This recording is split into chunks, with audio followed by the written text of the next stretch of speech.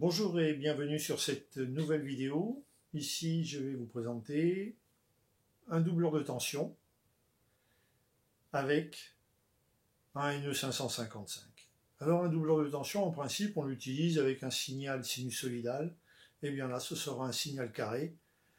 L'inconvénient, c'est qu'on va être limité en intensité. Maintenant, pour une centaine de milliampères et à partir de 12 volts avoir 24 volts, des fois ça peut être intéressant. Alors le montage est prêt, le schéma est derrière, je le mettrai également sur la vidéo et on passe tout de suite aux essais.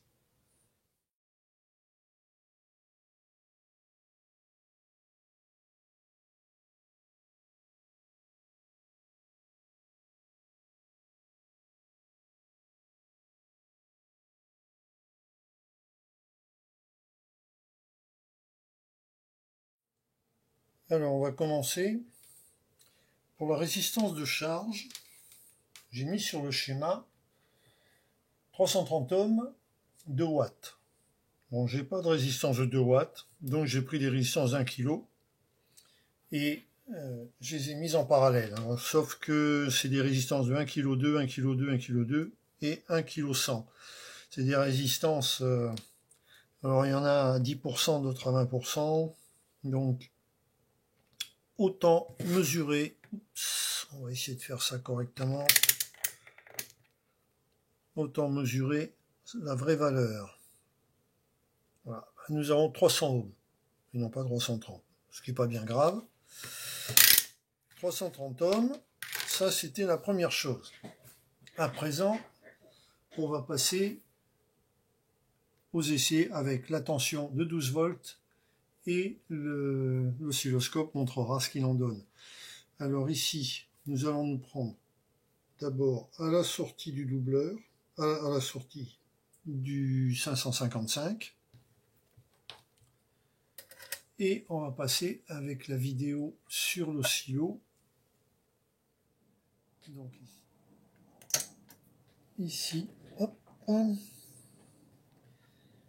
Alors, actuellement, les résistances ne sont pas branchées et nous avons une fréquence de 15 kg 6. Nous avons «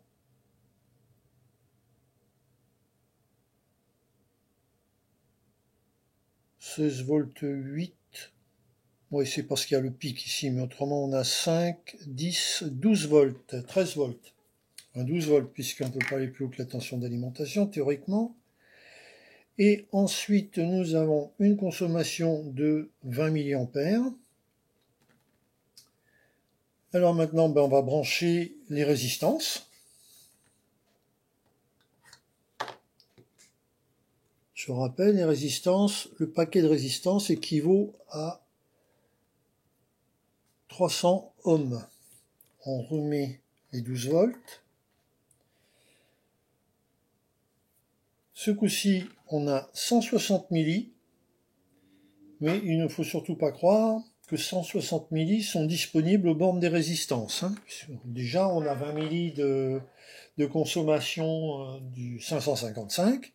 Alors maintenant, on va prendre la tension à la sortie du doubleur. De nouveau, je débranche les résistances. À la sortie du doubleur, nous avons 40... Non, ça m'étonnait. On a 24 volts. Je vais rebrancher les résistances de charge.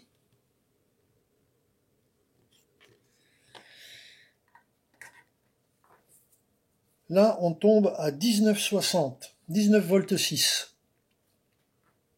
Et nous avons 160 milli. Maintenant, si on fait le calcul, je prends la calculette pour le faire de tête, comme d'habitude. Nous avons 19 volts 6 que divise 300, et ça nous donne 65 mA en borne des résistances. Donc on s'aperçoit quand même que le montage complet, rien que lui, consomme presque 2 fois plus que ce qu'il y a aux bornes de la charge. Enfin déjà, on a 19 volts en continu et on a 65 mA de disponible. Voilà pour cette première vidéo. Je vais en faire une deuxième pour montrer la possibilité d'obtenir une tension négative. Mais ça, c'est pas pour tout de suite, parce que rien que de faire un montage comme ça et de faire la vidéo, de faire le montage de la vidéo, c'est une journée. Hein. Donc, comme je n'ai pas que cette occupation, je vous demande un peu de patience. Et en attendant, je vous remercie d'avoir suivi cette vidéo et je vous dis à la prochaine.